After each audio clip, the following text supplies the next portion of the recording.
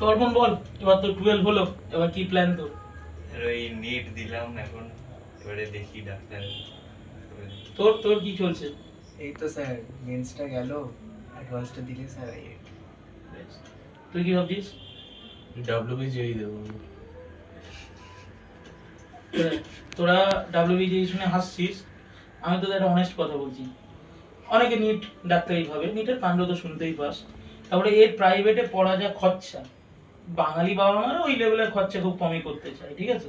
Two be honest, যেই কথা যে তোরা ভাবছিস, যেই যে কম্পিটিশন, হ্যাঁ ওখানে হয়তো আইআইটি যাওয়ার জন্য জালিয়াতি ব্যাপারটা নেই, কিন্তু কম্পিটিশনে হয়ে ওঠা খুব টাফ।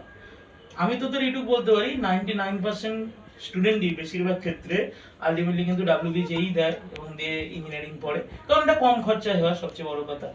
তাই জন্য মানে ডাব্লিউবিজেইটাও তোরা ভালো করে দিস, ঠিক আছে?